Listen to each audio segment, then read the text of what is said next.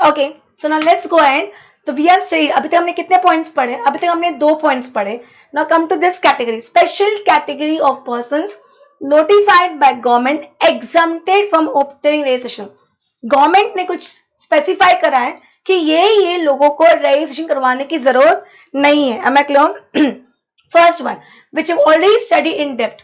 First one, we have already studied in depth. पहला वाला point, जिसका aggregate turnover is not exceeding 40 lakhs.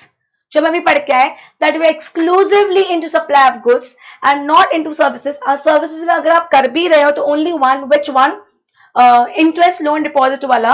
And अगर आपको जो लिस्ट देके रखे आप उस लिस्ट में पार्ट नहीं हो तो इवन अगर आपका टर्नओवर अप टू 40 लाख है तो आपको रजिस्ट्रेशन करवाने की जरूरत नहीं है। एक्सीडिंग 40 लाख होगा तो ही करवाओगे।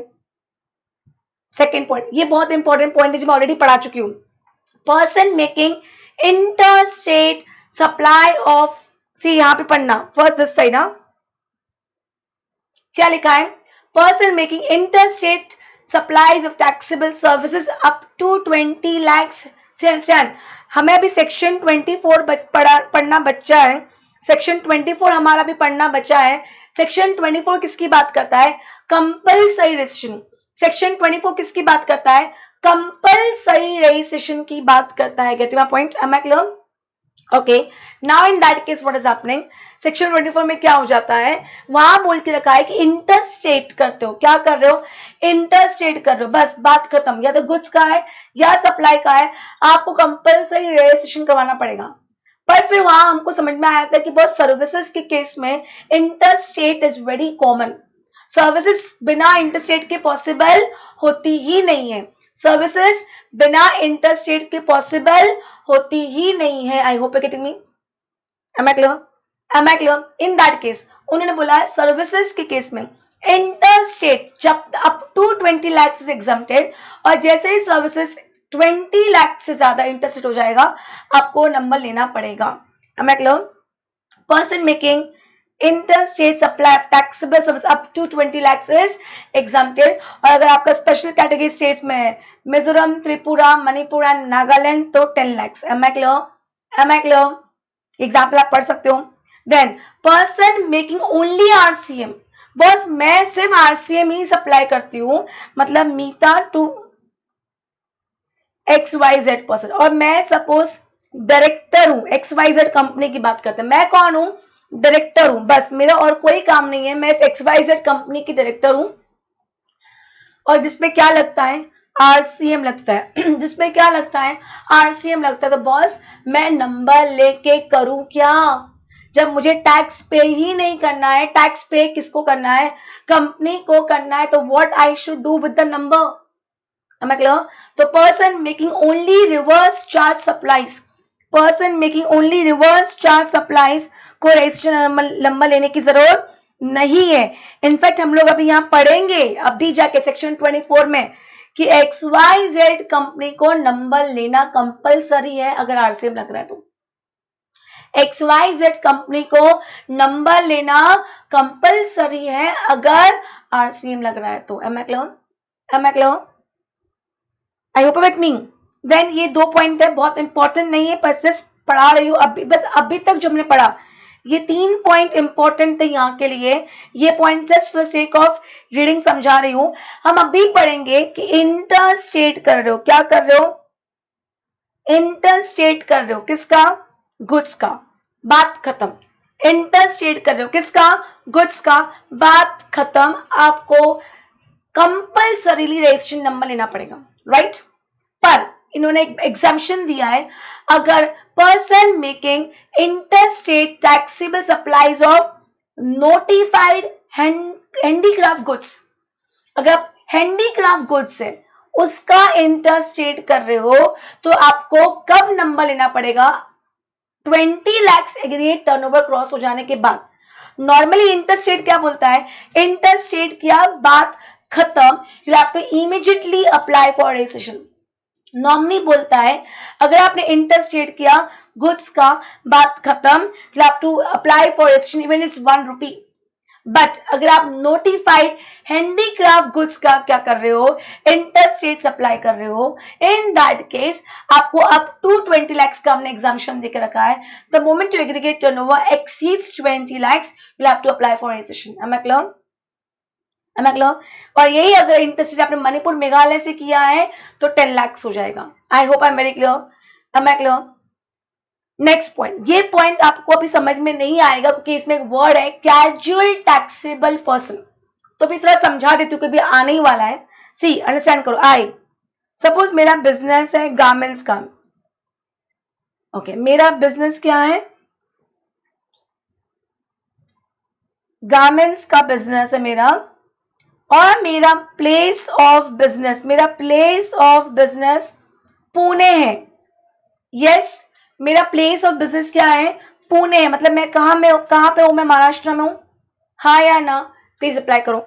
हाँ या ना, ये समझा. मीता का कौन सा बिजनेस है? गारमेंट्स का बिजनेस है. मेरा प्लेस ऑफ बिजनेस कहां पे है? पुणे में है. तो मुझे बताओ मैं कौन से स्टेट में अपने आप को रजिस्टर करवाऊंगी? आंसर, मैं कौन से स्टेट में अपने आप को रजिस्ट्रेशन करवाऊंगी? Reply, in which state I will get myself registered? Reply fast. In which state I will get myself registered? Maharashtra. Perfect. Ma'am आप महाराष्ट्र में बिजनेस है, प्लेस ऑफ बिजनेस को कि जहां जिस स्टेट में आपको प्लेस ऑफ बिजनेस है उस स्टेट में आपको रजिस्ट्रेशन करवाना पड़ेगा. अग्री. अब सपोज दिल्ली में ना बहुत एग्जीबिशन होते हैं. दिल्ली में ना एग्जीबिशन का बहुत ट्रेंड है. I was in Delhi for 2 years. मैंने बहुत एग्जीबिशन दिल्ली में अटेंड किए. और आजकल एग्जीबिशन का कॉन्सेप्ट हो भी गया है. और एग्जीबिशन का कॉन्सेप्ट कैसे हो गया है? सिर्फ दिल्ली वाले लोग एग्जीबिशन नहीं करेंगे, बाहर के स्टेट वाले लोग भी वहां आते हैं, अपना सामान डिस्प्ले करते हैं. आप सपोज मैं दिल्ली आई, आई होप विथ मी. मेरा कोई प्लेस ऑफ बिजनेस दिल्ली में नहीं है. मेरा दिल्ली में कोई प्लेस ऑफ बिजनेस नहीं है. मेरे पास कोई ऑफिस नहीं है. मैं तो एग्जीबिशन में अपना सामान, अपने जो कपड़े वपड़े हैं, जो भी मेरे गारमेंट्स का बिजनेस है, वो मैं दिखाने गई और मैंने वहां माल बेचा. मैंने सप्लाई कौन से स्टेट से किया? दिल्ली से किया. मैंने सप्लाई कौन से स्टेट से किया? आई होप विथ मी. अब आप बोलोगे मैडम दिल्ली से रजिस्ट्रेशन लो क्योंकि दिल्ली से आपने बिजनेस किया है.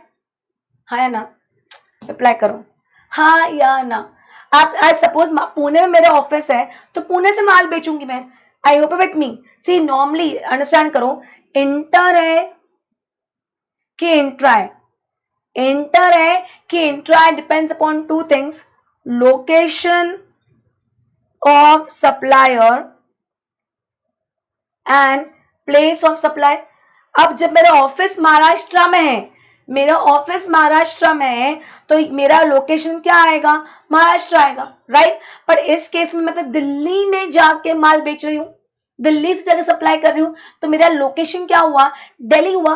पर दिल्ली में मेरे पास कोई प्लेस ऑफ बिजनेस है ही नहीं. तो मैं दिल्ली में रजिस्ट्रेशन नंबर कैसे लूं और मैं क्यों लूं? मैं तो सिर्फ एक एग्जीबिशन के लिए आई हूँ. वो एग्जीबिशन करके मैं घर चली जाऊंगी, वापस महाराष्ट्र आ जाऊंगी. तो दिल्ली में रजिस्ट्रेशन नंबर लेके करूँ क्या? समझ में आ रहा है? यस. पहली बात तो मेरे पास कोई दिल्ली में प्लेस ऑफ बिजनेस है नहीं. दूसरी बात मैं कोई दिल्ली में मेरा बिजनेस है नहीं. मतलब Delhi is not my regular course. तो एग्जीबिशन हुआ, मैं आ गई. इस केस में उन्होंने बोला okay let's do one thing, you take a registration as casual taxable person. आप कौन सी कैटेगरी में अपना रजिस्ट्रेशन करवा रहे हो? CTP में. कौन सी कैटेगरी में? You get yourself registered. You get yourself registered. I hope you're getting me. As what? As CTP. Casual. समझ में आया? Casually you are a taxable person. I hope you're with me. Am I clear? समझ में आया casual taxable person क्या होता है? समझ में आया casual taxable person क्या होता है? अब मुझे लॉजिकली बताओ, आज दिल्ली में मैं गई हूं तो क्या दिल्ली में मेरे लिए लिमिट देखी जाएगी कि 20 लाख है कि नहीं है? नहीं. आप दिल्ली आके सप्लाई कर रहे हो ना, खत्म बात. सेक्शन 24 के अंदर आपको कैजुअल टैक्सेबल पर्सन की कैटेगरी में अपने आप को रजिस्ट्रेशन करवाना ही पड़ेगा. सेक्शन 24 के अंदर कैजुअल टैक्सेबल पर्सन. दिल्ली में अगर आप आए हो, आपका प्लेस ऑफ बिजनेस महाराष्ट्र का है, आपने नंबर कहां से लेके रखा है? महाराष्ट्र से लेकर रखा है. फिर भी आप दिल्ली से आके सप्लाई कर रहे हो, यू हैव टू फर्स्ट, पहले हम पढ़ेंगे, आज ही पढ़ेंगे, पहले आप नंबर लो. फिर बिजनेस करो। पहले आप क्या लो, नंबर लो, फिर सप्लाई करो, नहीं तो सप्लाई करना अलाउड नहीं है। Am I clear?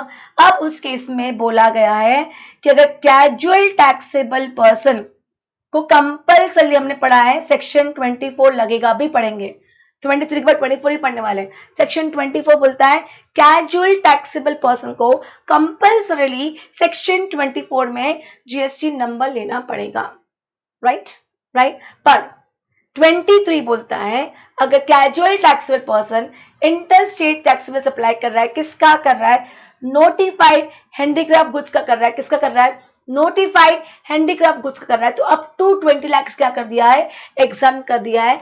Beyond 20 lakh आपको रजिस्ट्रेशन नंबर लेना पड़ेगा। Am I clear? Am I clear? Is this very clear? तो we are done with section 23, section 22, 23 में बहुत इंपॉर्टेंट वाले कौन कौन से हैं, exclusively into exempted or non-taxable supply, agriculturist into cultivation of, into supply of agriculture produce, then ये 40 lakhs वाला तो बहुत ज्यादा इंपॉर्टेंट है। फिर अगर आप सप्लाई ऑफ सर्विसेज कर रहे हो दैट टू इंटर स्टेट, अब 20 lakhs एग्जाम्प्टेड है, और ये आरसीएम वाला एग्जाम्प्टेड है, ये यहाँ तक इंपॉर्टेंट है। Am I clear? आगे बढ़े। अब आते हैं सेक्शन 24 पे। सेक्शन 24 क्या बोलता है, compulsory registration in certain cases. Section 24 बोलता है compulsory irrespective of your turnover, I am least concern about your turnover. Am I clear? Section 24 बोलता है मुझे आपके टर्नओवर से कोई मतलब नहीं है, अगर आप सेक्शन 24 में आते हो तो आपको डे 1 से रजिस्ट्रेशन नंबर लेना पड़ेगा। फर्स्ट पर्सन, आ गया point, person making any interstate taxable supply, बात खत्म। एनी का मतलब गुड्स भी होता है, सर्विस भी होता है। अगर आप इंटरस्टेट टैक्सेबल सप्लाई करते हो, बात खत्म। पर फिर हमने अभी पढ़ा सेंट्रल गवर्नमेंट ने सेक्शन 23 में किसको थोड़ा बेनिफिट दे दिया, supplies of taxable services, interstate supplies of taxable services, interstate supplies of taxable services having an aggregate turnover up to 20 lakhs has been exempted. Am I clear? Am I clear? Any problem till here? Sure. हाँ, 20 lakhs will become 10 lakhs in case of 4 special category states. कोई confusion यहाँ तक please जवाब दो, जल्दी जल्दी जवाब दो। My planning is tomorrow I have to complete this chapter. In this week I have to complete your syllabus.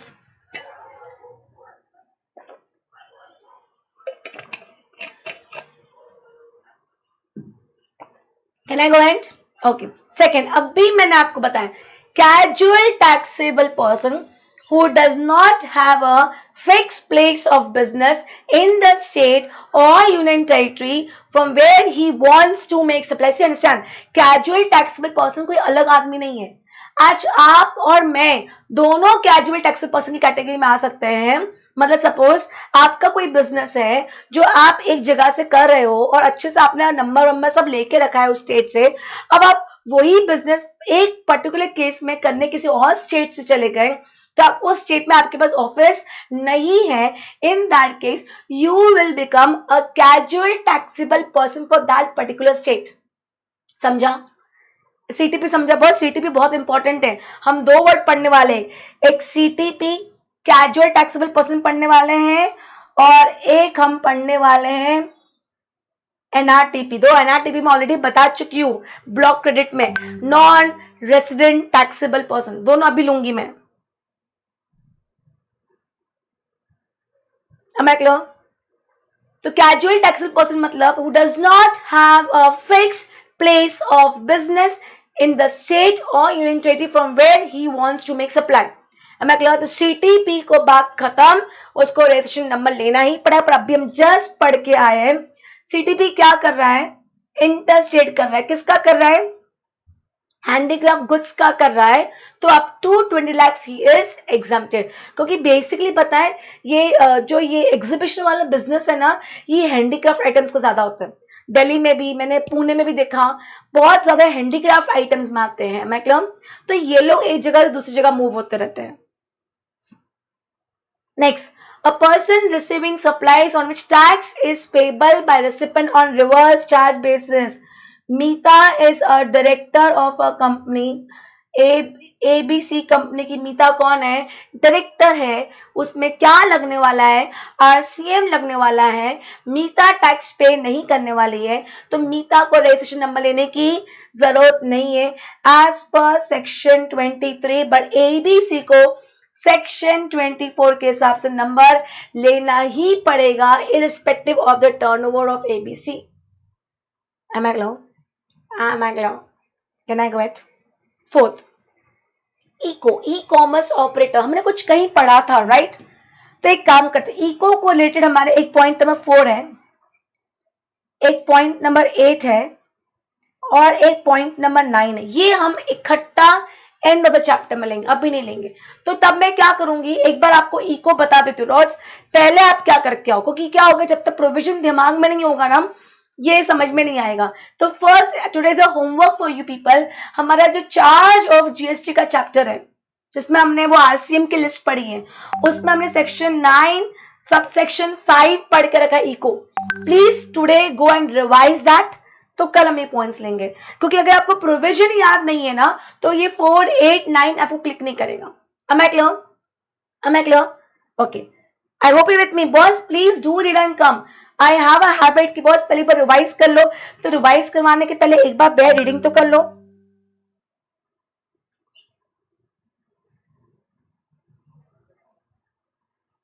Okay.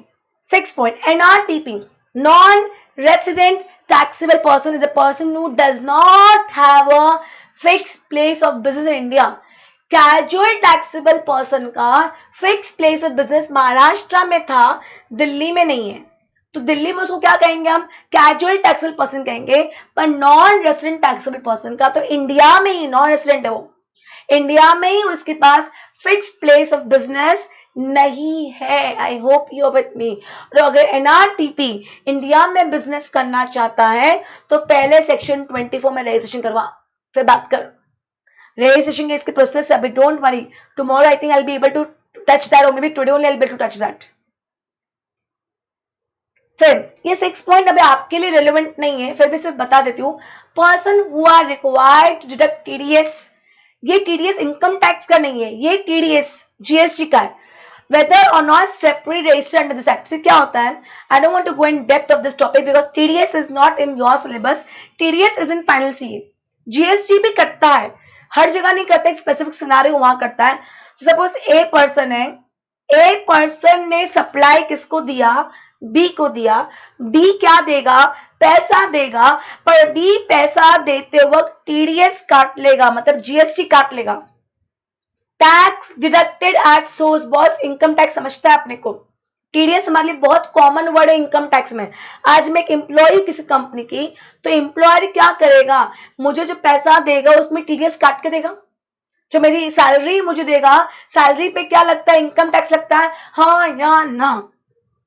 Reply करो।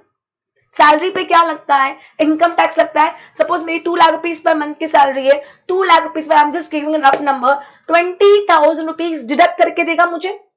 Am I clear? तो 20,000 रुपीज जो सामने वाले डिडक्ट किया है, कंपनी ने डिडक्ट किया है, कंपनी को क्या करना पड़ेगा? डिपार्टमेंट को, इनकम टैक्स डिपार्टमेंट को जमा करना पड़ेगा कि नहीं करना पड़ेगा? और इनकम टैक्स डिपार्टमेंट में जमा करने के लिए उसके पास नंबर होना चाहिए। सेम वे ओवर हियर, मैं सामने वाले को सप्लाई दे रही हूँ, सपोज 3 लाख का सप्लाई दे रही हूँ, उस 3 लाख के सप्लाई पे सपोज ने 3,000 रुपए काट लिए। क्या काट लिए? 3,000 रुपए काट लिए एज टीडीएस। वो काटा के जीएसटी काटा है, tax deducted at source. See TDS income tax का, टीडीएस जीएसटी का। हमारे दिमाग में प्रॉब्लम क्या है? हमारे दिमाग में टीडीएस मतलब इनकम टैक्स ही आता है, नहीं, टैक्स लिखा है। It can be income tax, it can be goods and service tax. Am I clear? GST deducted at source, income tax deducted at source. Am I clear? अब सामने वाले ने जब इनकम टैक्स जब जीएसटी काटा है, तो क्या सामने वाला डिपार्टमेंट को पे नहीं करेगा? और डिपार्टमेंट, पहली बात तो काटने के लिए भी नंबर चाहिए, पे करने के लिए भी नंबर चाहिए, तो भैया उसके लिए क्या करवाना पड़ेगा? रजिस्ट्रेशन करवाना पड़ेगा। समझा? समझा? ये टीडीएस वाला पॉइंट समझा? ये टीडीएस वाला पॉइंट समझा कि नहीं समझा? रिप्लाई करो फास्ट। ये टीडीएस वाला पॉइंट समझा? Yes, please reply fast.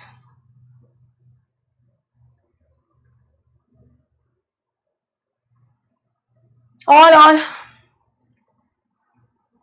Okay next eight अभी सेवेंथ आ जाते हैं. A person who makes taxable supply on behalf of some other taxable person, that is agent. आज एजेंट किसके बिहाफ पे माल बेचता है? प्रिंसिपल के बिहाफ पे माल बेचता है, तो एजेंट को भी कंपलसरी रजिस्ट्रेशन करवाना पड़ेगा. मतलब 8 नहीं ले रहे, 9th नहीं ले रहे, 10th आपके लिए इतना इंपॉर्टेंट नहीं, उसका बहुत ज्यादा इन डेप्थ इस रिक्वायरमेंट सी फाइनेंस. ऑयडा सर्विस की बात चलिए. ऑयडा online information and database access or retrieval services from a place outside India to a person in India other than registered person. I don't want to go in depth क्योंकि आपके लिए नहीं है, तो आप इसको काटना तो काट सकते हो.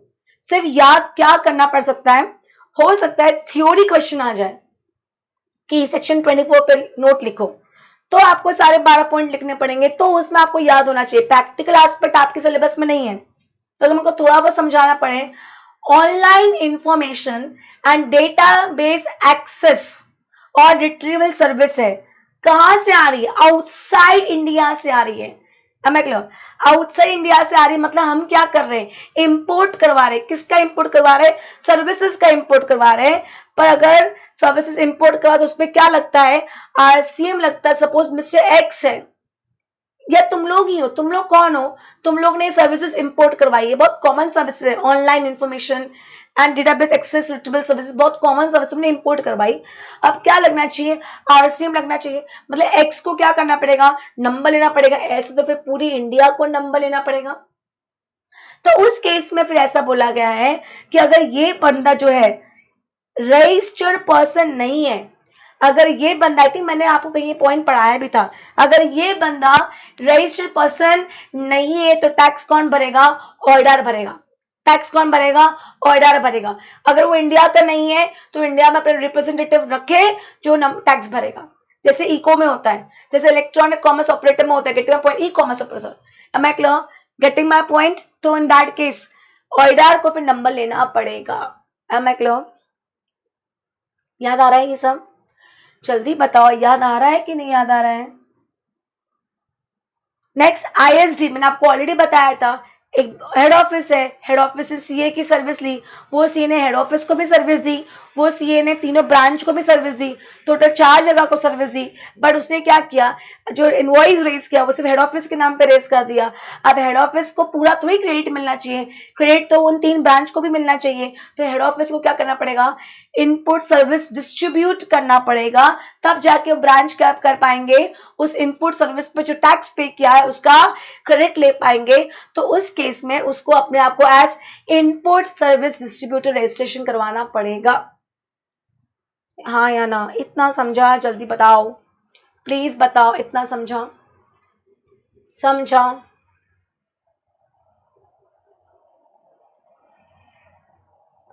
इतना समझा कि नहीं? Please reply.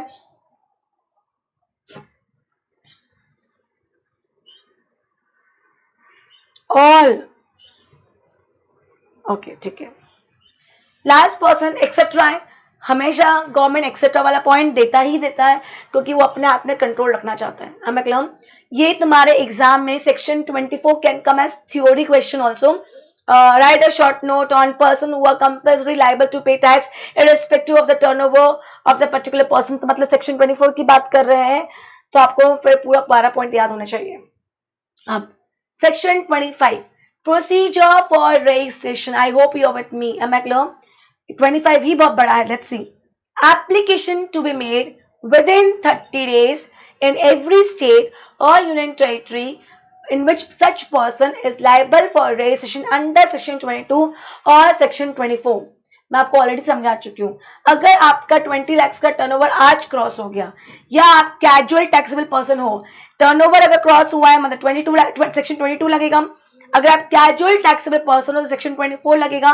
तो जिस दिन आपके ऊपर 22 और 24 एज ए केस में भी लगा, उसके 30 डेज के अंदर अंदर you should apply for registration. With in 30 days you will have to apply for registration. Am I clear? Okay. Separate registration for SEZ unit and non SEZ. अभी समझना, मैंने आपको बोला मेरा सपोज पुणे में ही 2 ऑफिस है, Pune 1 and Pune 2, Pune 1 and Pune 2, normal scenario की बात चल रही है अभी, नॉर्मल सिनेरियो। इस केस में आई मे और मे नॉट गो फॉर सेपरेटाइजेशन, समझना, I may or I may not go for separatization. I hope with me, yes, मेरी मर्जी हो तो मैं दोनों का अलग अलग रजिस्ट्रेशन करवाऊंगी, मेरी मर्जी हो तो दोनों का एक रजिस्ट्रेशन करवाऊंगी, एक को प्रिंसिपल प्लेस बोल दूंगी, एक को एडिशनल प्लेस बोल दूंगी। Getting my point? बट अगर अज्यूम करो मेरा ये SEZ है और ये नॉन SEZ है, स्पेशल इकोनॉमिक जोन, रिमेंबर मैंने पढ़ाया था आप लोगों को डेप्थ में, स्पेशल इकोनॉमिक जोन। इस केस में भले मेरा दोनों ऑफिस सेम स्टेट में है, still I have to compulsorily go for separate registration because for tax purpose SEZ is considered to be a place, outside India, to be a place outside India। बात खत्म। हम आपको forget Maharashtra में, हम तो India में भी नहीं मानते, फॉरगेट महाराष्ट्र में हम तो आपको इंडिया में भी नहीं मानते हैं, तो आपको अपना अलग से रजिस्ट्रेशन करवाना पड़ेगा ही पड़ेगा, और ये कंपल्सरी है, कंपल्सरी है। अगर ये दोनों SEZ की बात नहीं आती, दोनों नॉर्मल होते तो मैं अलग से करवाती या ना करवाती, मेरी मर्जी होती है। मैं क्लियर? ये पॉइंट समझा?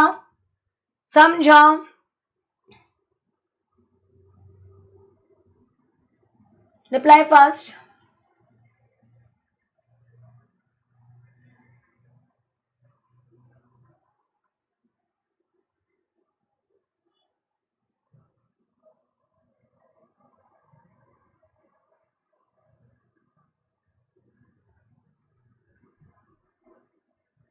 ओके, आगे बढ़े तो क्या लिखा है?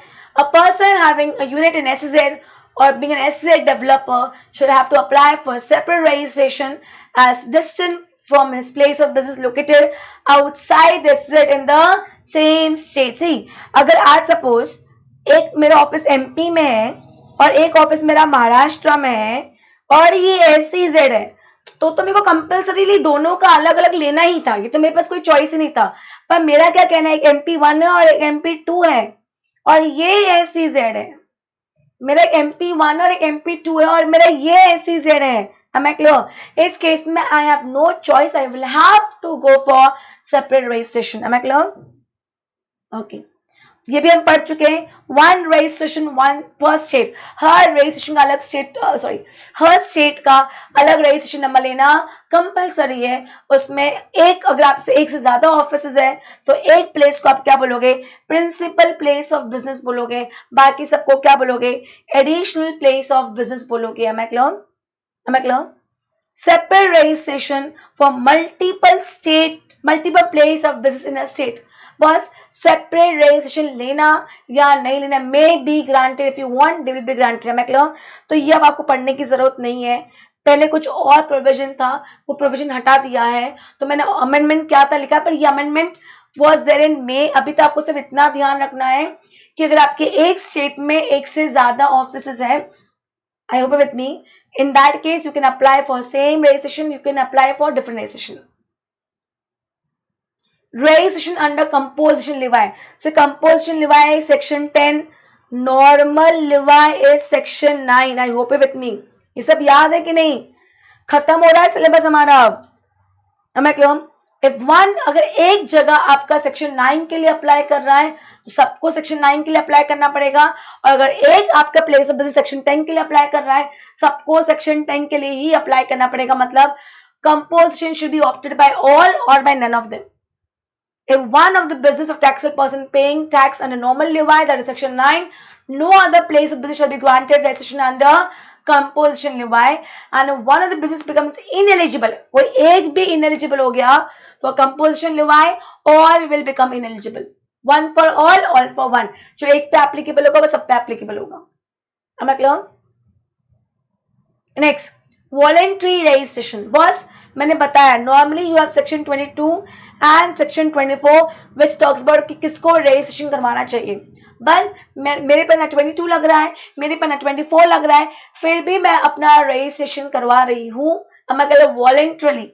वाई? मैंने आपको बताया है यूआरडी टू आरडी बहुत प्रॉब्लम है, unregistered dealer to registered dealer करने में बहुत प्रॉब्लम है, क्योंकि क्या लगेगा आरसीएम लगता है। मैंने प्रैक्टिकली बहुत लोगों को ये देखा है कि अगर आरसीएम लग रहा है तो हमको इसके साथ बिजनेस नहीं करना, हम दूसरे को ढूंढ लेंगे। ये मैंने बहुत जगह फेस किया है। बहुत सारे मेरे क्लाइंट्स बोलते हैं कि नहीं मैडम इसके साथ बात नहीं करना, इसका बिजनेस नहीं करना, ये अनरजिस्टर्ड है, फिर आरसीएम लग जाएगा तो मुझे टैक्स पे करना पड़ेगा, ये सब झंझट में मुझे नहीं घुसना, आप एक काम करो दूसरा सप्लायर ढूंढो जो रजिस्टर्ड है। तो उस केस में ये जो बंदा है ना, ये बहुत सारा बिजनेस इसका लूज हो रहा है, इसका बिजनेस क्या हो रहा है, ये हाथ से जा रहा है just because he is not registered.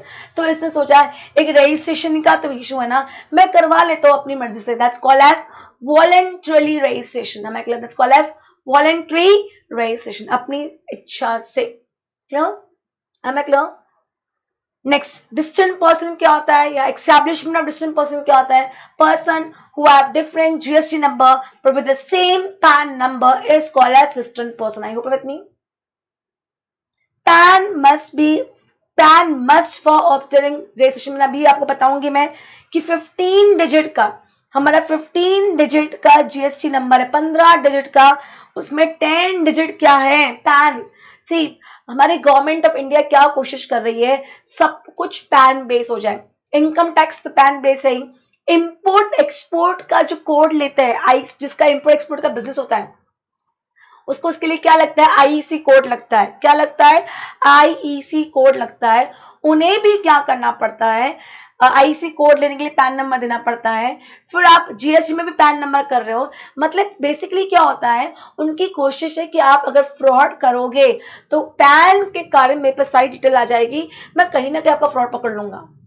For example जैसे आप प्रॉपर्टी खरीदने जाते हो तो आप आपके पैन डिटेल्स वहां भी देते हो। अब आपने प्रॉपर्टी खरीदी 50 लाख की और आपका साल का जो बिजनेस है, आपने जीएसटी में बताया कि मेरे को तो 20 लाख का 15 लाख का टर्नओवर है, आपने जीएसटी कितने का बताया, 15 लाख का टर्नओवर बताया। अब मैं 15 लाख का टर्नओवर आपका साल भर का टर्नओवर, खर्चे तो छोड़ दो, प्रॉफिट तो छोड़ दो, और आप 50 लाख की प्रॉपर्टी लेते हो। मैं नहीं बोलता कि आप कोई फ्रॉड करो, मेरा कोई इंटेंशन नहीं है आपको ये बोलना कि आप फ्रॉड करो, तो मेरे को बता दो भैया पैसे कहां से आए।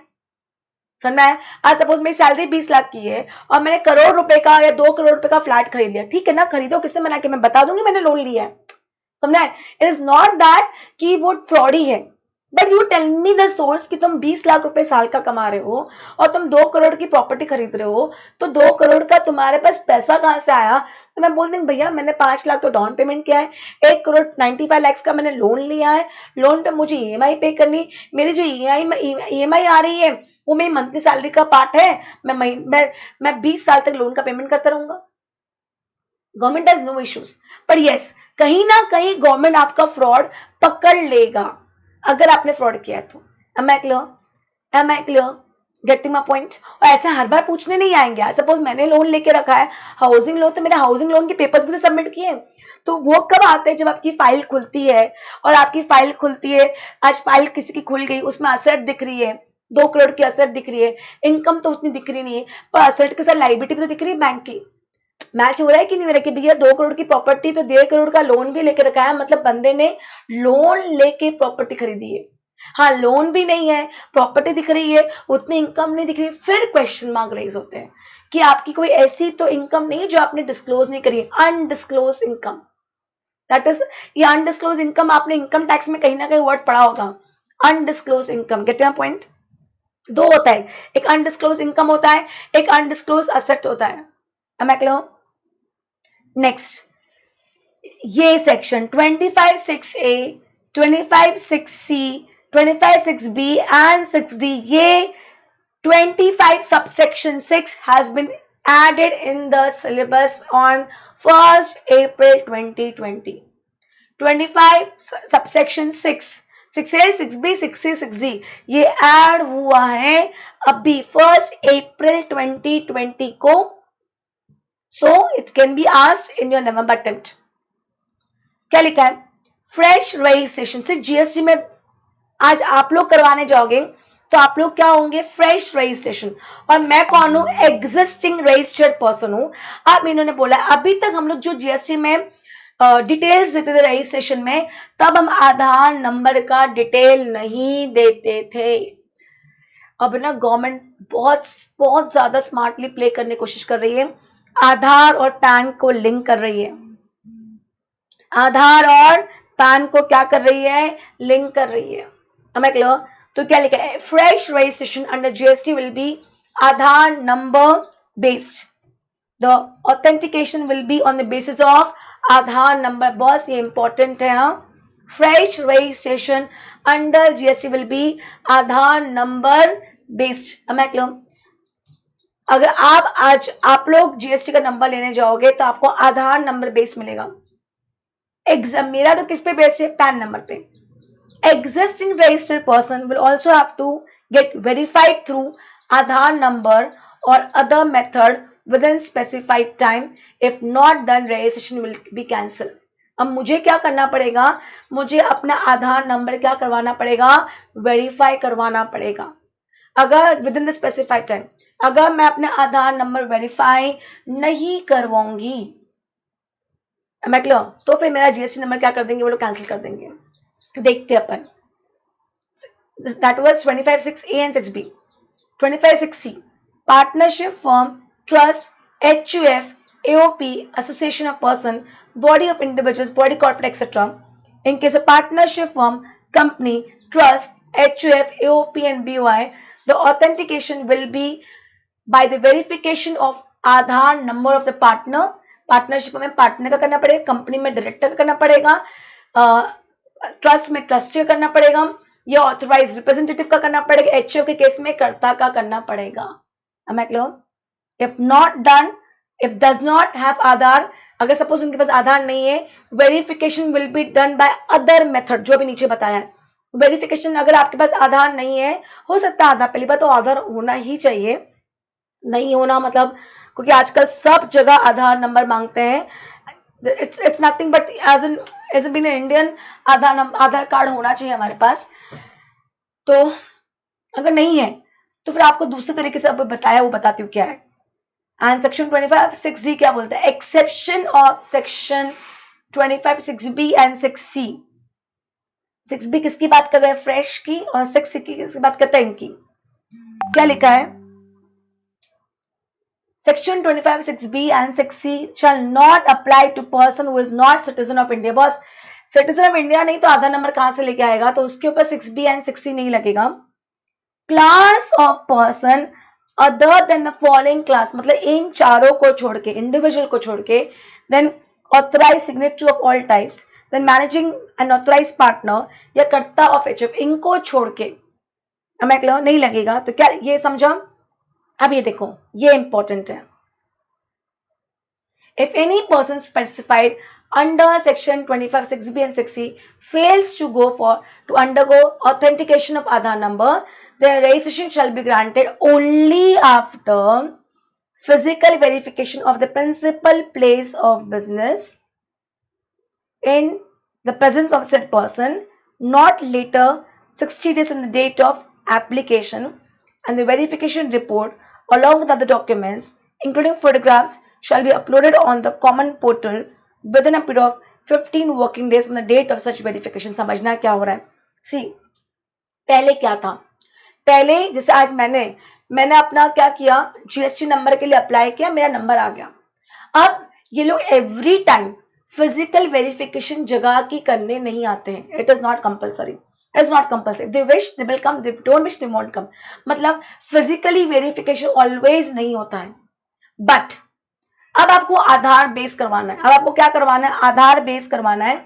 If any person fails to undergo authentication, suppose by any reason Aadhaar base नहीं करवा पा रहे हो, then the registration shall be granted only after physical verification. मतलब उस केस में फिजिकल वेरिफिकेशन कंपलसरी हो जाएगा। बॉस ये मेरे हिसाब से इंपॉर्टेंट क्वेश्चन है फॉर 2 मार्क्स। क्या लिखा है, then the registration shall be granted only after physical verification of the principal place of business in the present said person, not later than 60 days from the date of application, मतलब आपने जब apply किया, apply के time पे आपको आधार number देना था, पर सपोज आधार नंबर का जो भी इशू नहीं दे पाए, तो आपके एप्लीकेशन के 60 दिन के अंदर अंदर आपका फिजिकल वेरिफिकेशन हो जाएगा, not later than 60 days from the date of application. और उसके बाद जो आपकी वेरिफिकेशन की जो रिपोर्ट आएगी, जो आपका फिजिकल वेरिफिकेशन हुआ, आपकी जो जगह के फोटोग्राफ्स खींचे गए, आपको क्या करना पड़ेगा, आपके पोर्टल पे वो अपलोड करना पड़ेगा with in 15 days। I hope you with me. देखो इसका एक और पॉइंट है, wait,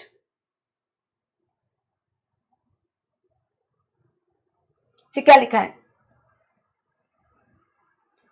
physical verification of business premises in certain cases, I'll come again to this point, don't worry, पर अपन पढ़ लेते हैं, with the proper officer satisfied that physical verification of a place of business of a person is required compulsory due to what, due to failure of Aadhaar authentication। Aadhaar suppose कुछ भी issue आ जाए आधार में, क्योंकि क्या हो गया, I'll tell you, हमारे India में एक बहुत बड़ा प्रॉब्लम है, पता है, मतलब honest this is what I have seen faced also. For example आपके पैन पे नाम लिखा है, पैन पे एक्स नाम लिखा है, और सपोज बीच में आपका फादर्स नेम लिखा है, और सपोज आपने, हमारे इंडिया में ना लाल कुमार ऐसे ही ऐड कर देते हैं, सपोज एग्जाम्पल रामलाल, अब रामलाल नाम नहीं है, नाम सिर्फ राम है पर लाल लिख दिया, राम कुमार, अरे नाम सिर्फ राम है पर आपने कुमार लिख दिया। ये इंडिया में ना बहुत बड़ा प्रॉब्लम है, और ये पहले ज्यादा था, क्योंकि पहले ना डॉक्यूमेंटेशन का इतना इंपॉर्टेंस नहीं समझते थे। जैसे मेरा नाम MEET है तो MITA लिख दिया, फिर M के बदले N लिख दिया, तो years back, 20 years back this was not a concern only, क्योंकि पेपर का इतना इंपॉर्टेंस नहीं था। अब पेपर्स को बहुत इंपॉर्टेंस हो गया है। तो सपोज अब मेरे पैन पे, सपोज है किसी के पैन पे फादर का नाम राम लिखा है और आधार पे रामलाल लिखा है, अब प्रॉब्लम हो गई ना, पैन बेस्ड जिसका है, जिसका GST ऑलरेडी है और पैन बेस्ड है, उसका राम लिखा है फादर्स नेम और यहाँ पे रामलाल लिखा है आधार में, ये मैच कैसे होगा, ये इशू है। या तो फिर क्या करो, जो भी प्रॉब्लम है, जहां भी आपको लग रहा है कि राम लाल है, तो उसको क्या करवाओ, आधार चेंज करवाओ, आधार में नाम चेंज करवाना हुआ ना, क्योंकि सपोज एक्स का नाम है सीता राम लाल सिंह, सीता राम लाल सिंह, अब राम लाल लाल लिखने की क्या जरूरत थी, कहीं तो लाल लिखा नहीं, यहाँ लाल लिख दिया, गेट योर पॉइंट। ये इंडिया में बहुत बड़ा प्रॉब्लम है। तो अब उस केस में आ सकता है इशू, जो ऑलरेडी रजिस्टर्ड है या जो रजिस्ट्रेशन करवाने जा रहे हैं और मैच नहीं हो रहा है, तो उनका आधार ऑथेंटिकेशन शायद नहीं हो पाएगा। इन that case, before the grant of registration, before the grant of registration or due to any other reason after grant of registration, he may get such verification of the place of business। जगह का क्या करेगा, ऐसी आज suppose मेरे case में registration already हो चुका है और जिसके केस में नहीं हुआ है उसके इस दोनों के केस में, इन दैट केस जगह का वेरिफिकेशन करना कंपलसरी है। कब ने, विद इन 60 days, मैं क्लियर। और वेरिफिकेशन होने के 15 दिन के अंदर अंदर आपको रिपोर्ट क्या करनी पड़ेगी, अपलोड करनी पड़ेगी। Am I very clear, am I very clear, कोई प्रॉब्लम?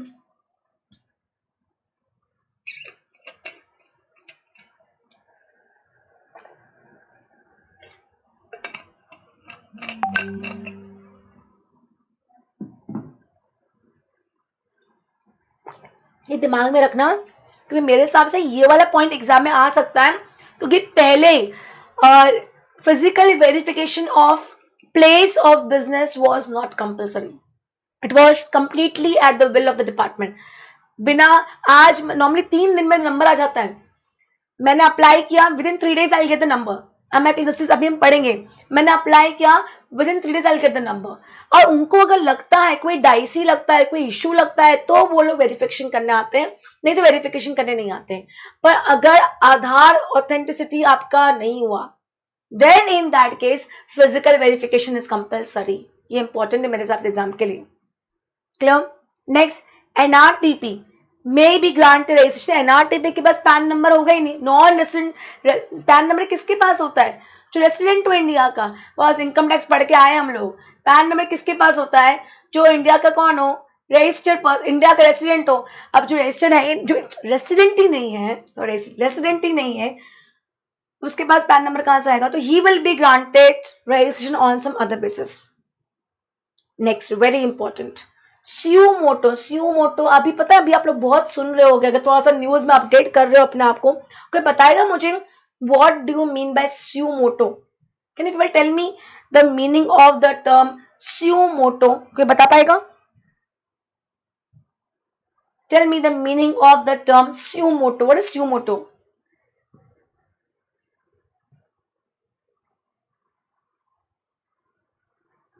Reply fast. वेटिंग. थोड़ा नॉलेज होना चाहिए. टेक्निकल टर्म्स है, टेक्निकल नहीं लीगल टर्म्स है, sorry not technical, legal terms है. You should be know by one own self. Exactly, अपनी इच्छा से. Suo motu as per hour will. For example अभी जो सुशांत सिंह राजपूत का जो केस चल रहा है, स्यूमोटो सीबीआई को ट्रांसफर करने के लिए, कि suo motu can Supreme Court take this call on his own will. Am I clear? Am I clear? तो sumotorization by the see, आज एसएससी जब खुद से करता है उसको कहा जाता है वॉलंटरली. अंडरस्टैंड करना, दो अलग अलग वर्ड है. जब मैं खुद से अपनी मर्जी से अपना रजिस्ट्रेशन करवाने जा रही हूं तो उसे कहा जाता है वॉलंटरली. डिपार्टमेंट के लिए वर्ड यूज किया है स्यूमोटो, ये ध्यान में रखना. Voluntary registration, suo motu registration. One, voluntary cancellation, suo motu cancellation. तो अगर वॉलंटरी वर्ड यूज किया गया है तो voluntary word is use from एसएससी's point of view. Suo motu word has been used for departments point of view. Am I clear? तब suo motu registration please दिमाग में रखना. Suo motu has been used for department, voluntary has been used for the word SSC. Sumoto registration by the proper officer. सी क्या लिखा है, अगर proper पढ़ते अपन बाद में, अगर प्रॉपर ऑफिसर को ऐसा लगता है कि इस बंदे को रजिस्ट्रेशन करवाना था, इस पे या तो 22 लग रहा था या 24 लग रहा था, इस बंदे को रजिस्ट्रेशन करवाना था क्योंकि इस पे या तो 22 लग रहा था या 24 लग रहा था. Getting my point? Am I clear? और इसने रजिस्ट्रेशन अपना नहीं करवाया है तो डिपार्टमेंट फिर अपनी मर्जी का रजिस्ट्रेशन कर देगा. That's called as temporary registration by proper officer. समझना इतना पहले. Where person to any survey, to any inquiry, to any inspection, search or any other proceedings under this act, the proper officer finds that a person liable to register under the act has failed to apply for registration, such officer may register the said person on the temporary basis and issue an order in prescribed form. अगर मैं proper officer हूँ और suppose आप SSC हो और मैंने आपका सर्वे किया, सर्च किया, इंक्वायरी किया और कहीं ना कहीं मुझे लगा कि आपका रजिस्ट्रेशन होना चाहिए था और आपने नहीं करवाया, तो मैं कर दूंगी और आपको ऑर्डर इश्यू कर दूंगी. इसे कहा जाता है टेम्परेरी रजिस्ट्रेशन. समझना. अब आपकी बात करते हैं, या तो आपने अपनी गलती मान ली या आप बोलोगे नहीं डिपार्टमेंट ने जो किया गलत है. समझ में आ रहा है? आइदर यू अग्री और you disagree. If you agree, yes, I had to apply, but I would not apply to such person. मतलब आपकी बात करते हैं. Will submit an application for registration in prescribed form within 90 days from the date of grant of temporary registration. समझ में आया? Suppose मैंने आज आपको ऑर्डर इशू कर दिया, आज से 90 दिन के अंदर अंदर आप क्या कर दो, अप्लाई कर दो for registration, assuming you have agreed to what I have told. यहां तो कोई प्रॉब्लम? या तक कोई प्रॉब्लम? प्लीज रिप्लाई करो.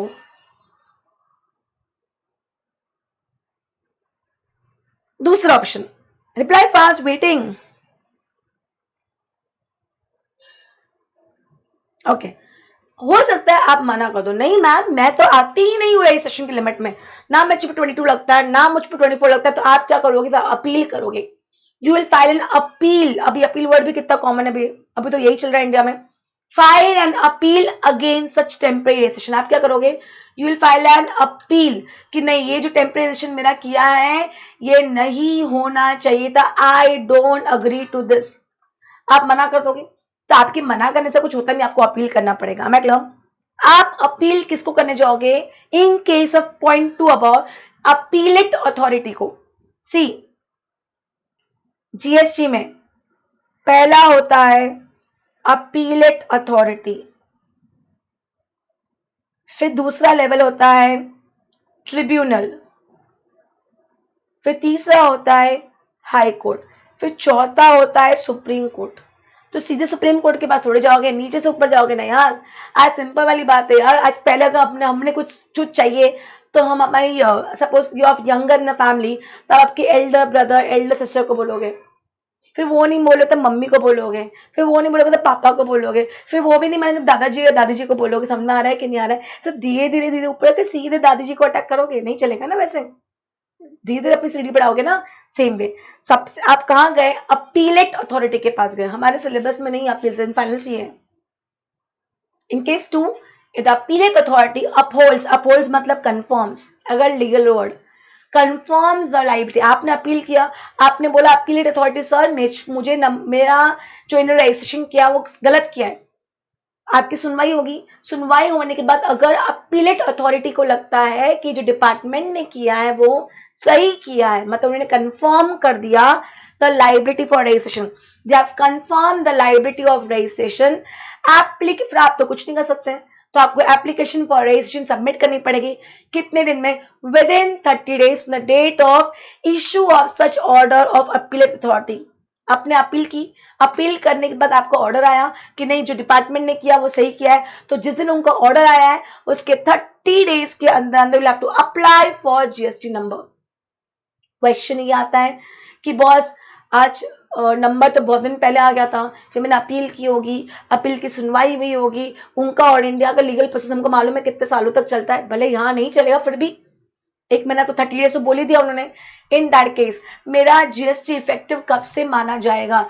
GST and to be effective from the date of temporary registration. जिस दिन डिपार्टमेंट ने मेरा रजिस्ट्रेशन कर दिया था वही मेरा इफेक्टिव डेट माना जाएगा। Am I clear? The GST number assigned shall be effective from the date of order granting temporary registration. Am I very clear? इस पे भी एग्जाम में एमसीक्यू आ सकता है।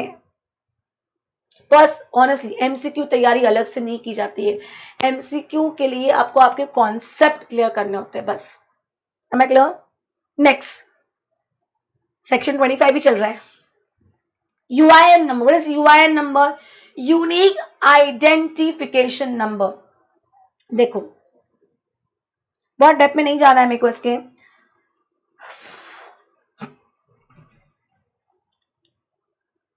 क्या लिखा है? I don't want to go in depth.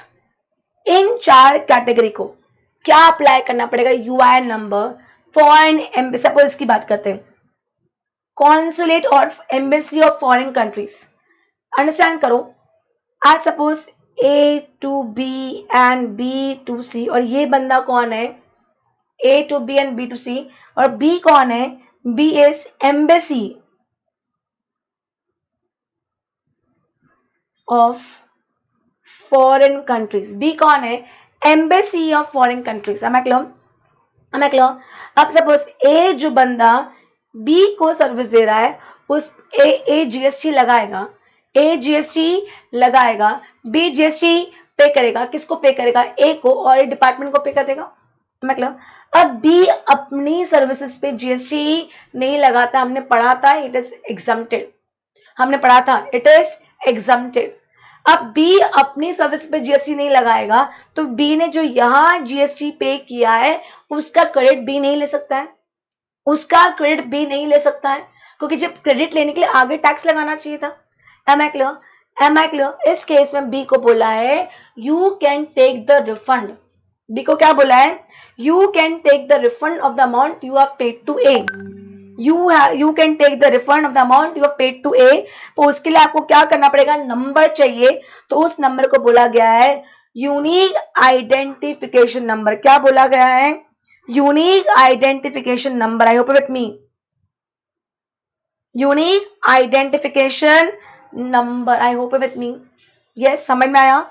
बहुत डेप्थ में इतना इंपॉर्टेंट नहीं है। मैं clear? Then registration certificate or unique identification number to be granted or rejected after due verification.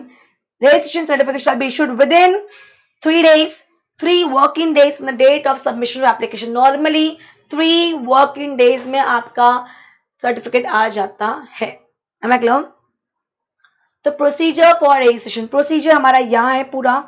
ये जो हम प्रोसीजर पढ़ने जा रहे हैं, जो हम नीचे अभी डायग्राम फ्लो चार्ट पढ़ने जाएंगे, this procedure will not be apply to NRTP, non resident taxable person को एप्लीकेबल नहीं होगा। जो बंदा टैक्स डिडक्ट करता है एट सोर्स 51 टैक्स डिडक्ट करता है उस पर एप्लीकेबल नहीं होगा। जो बंदा टैक्स कलेक्ट करता है 52, तुम्हारे सिलेबस में ना 51 है ना 52 है। Am I clear?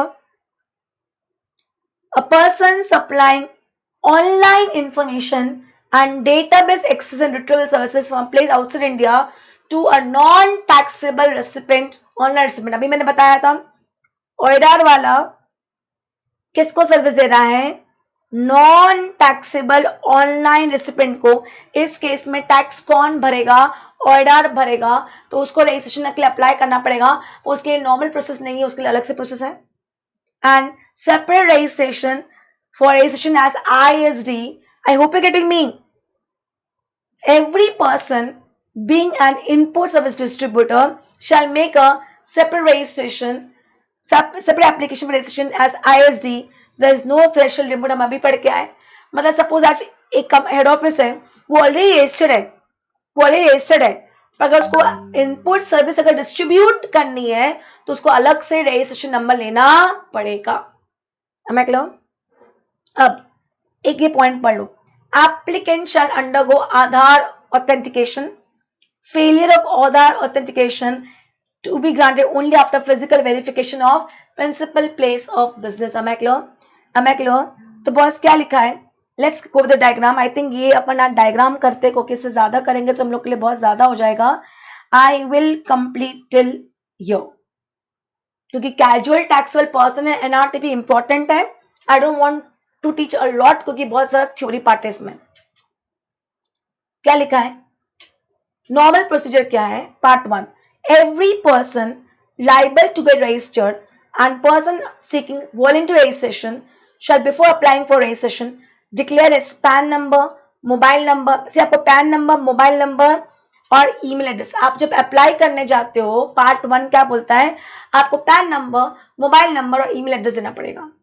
Pan number का कंफर्मेशन वो लोग क्या कर देंगे, CBDT में चेक करके। मोबाइल नंबर और ईमेल एड्रेस को कैसे चेक कर देंगे, आपको OTP भेजेंगे। क्या भेजेंगे, 1 टाइम पासवर्ड भेजेंगे। इससे समझ में आ जाएगा कि आपने सही मोबाइल नंबर दिया है कि नहीं दिया है, सही ईमेल आईडी दिया है कि नहीं दिया है।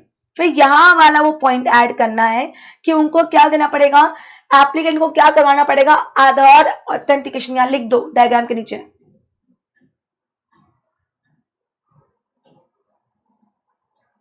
अगर आधार ऑथेंटिकेशन हुआ है तो ही कहानी आगे बढ़ेगी, नहीं तो फिर क्या करवाना पड़ेगा, failure of Aadhaar authentication registration to be granted only after physical verification। Am I clear?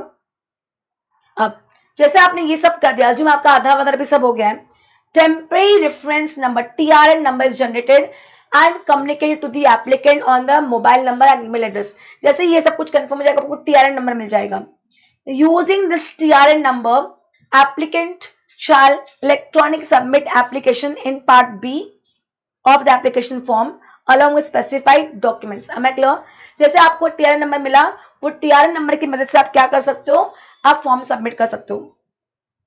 On receipt of such application, जैसे एप्लीकेशन डिपार्टमेंट को मिल गई, an acknowledgement in the prescribe form shall be issued to the applicant, कि हमको मिल गई आपकी application, acknowledgement आ जाएगा। Am I clear? ये वाला पॉइंट बाद में देखेंगे, कल देखेंगे, ये वाला पॉइंट अपन कल देखेंगे।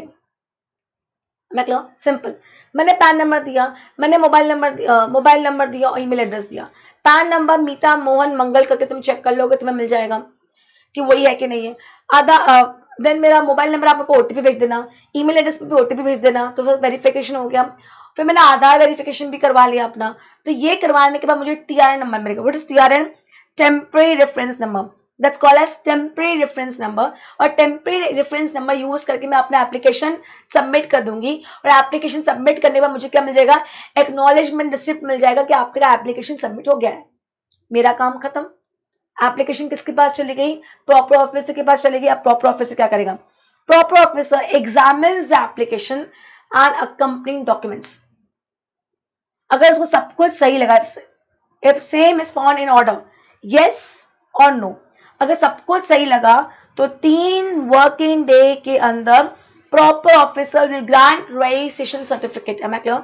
If he finds everything perfect within 3 working days, he'll give you the certificate. If no, proper officer issues a notice, सिर्फ इसलिए कैंसिल नहीं कर देगा, पहले आपको बोलने का एक मौका देगा, अपॉर्चुनिटी ऑफ बीइंग हर्ड देगा। Proper officer issues notice electronically within 3 working days from the application date से, या तो 3 वर्किंग डे में हाँ का जवाब दो या 3 वर्किंग डे में ना का जवाब दो। तो ना का जवाब नहीं देगा, नोटिस भेज देगा कि मेरे हिसाब से ये सही नहीं है, जवाब दो। अब या उसको कोई भी क्लैरिफिकेशन चाहिए या कोई और इन्फॉर्मेशन चाहिए तो 3 वर्किंग डेज में वो नोटिस भेजेगा।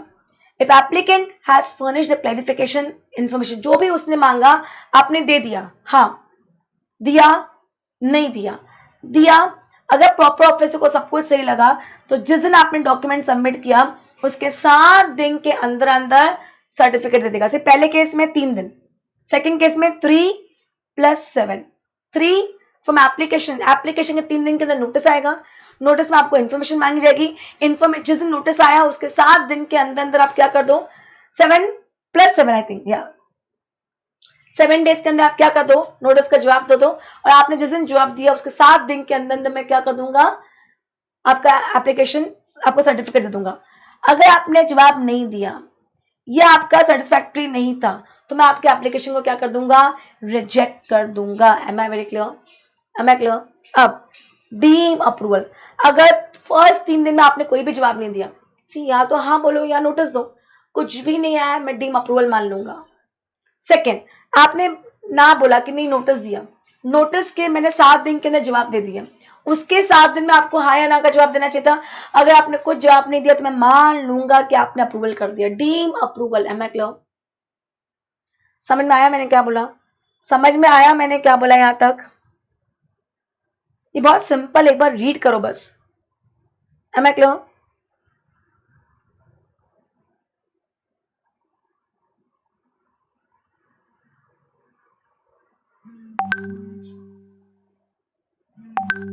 फिजिकल वेरिफिकेशन की बात क्या हो रही है यहाँ पे? फिजिकल वेरिफिकेशन मैंने अभी पढ़ा कि normally physical verification was not compulsory, normally physical verification was not compulsory, पर अगर आपका आधार ऑथेंटिकेशन नहीं हो पाया तो ये फिजिकल वेरिफिकेशन कंपलसरी हो जाएगा। Am I clear? Am I clear? When certificate की बात हो रही, सर्टिफिकेट जो नंबर आता है कितने डिजिट का आता है, 15 डिजिट का। फर्स्ट 2 डिजिट स्टेट कोड होते हैं, नेक्स्ट 10 डिजिट पैन बेस होता है, नेक्स्ट 2 डिजिट एंटिटी कोड होते हैं, and last digit is character sum. ये याद कर लेना। हमें क्लियर? लास्ट हमने पढ़ा था अगर आपने 30 डेज के अंदर अप्लाई कर दिया तो जिस दिन आप लाइबल होते that will be effective date of registration, और आपने 30 डेज के अंदर अप्लाई नहीं किया तो जिस दिन आपको सर्टिफिकेट मिला जाता है वो इफेक्टिव डेट होता है। इस केस के लिए हम रिवाइज टैक्स इनवॉइस पढ़ चुके हैं ऑलरेडी, टैक्स इनवॉइस वाले चैप्टर में 31(3)(a, if you remember. Am I clear? Am I clear? Then furnishing of bank details. After certificate registration has been made available, the registered person shall, as soon as but not later than 45 days from the date of grant of registration or the date on which the return applied required under section 39 is due to be furnished, whichever is earlier, furnish information with respect to details of bank account or any other information as may be required. एक rule 10 बोलता है कि आपको bank details certificate issue हो जाने के बाद देनी चाहिए, कितने दिन में, whichever is earlier but not later than 45 days from which date आपको सर्टिफिकेट मिला उस दिन या जिस दिन आपने फर्स्ट टाइम रिटर्न फाइल करने का उस दिन। Am I clear? Am I clear? यहाँ तो कोई इशू है boss? Please read this, we have done a lot, 22 pages is not less, हमें 22 पेजेस आज पढ़े हैं and tomorrow I will be able to finish this chapter. But yes, ये जितना भी हमने आज पढ़ा है please revise it again once. Second, मैंने आपको एक और होमवर्क दिया है, आपको मैंने चार्ज ऑफ जीएसटी में इको पढ़ने का बोला है। मैं clear? Yes, sure? Okay, thank you, I am done for the day, take care, bye bye.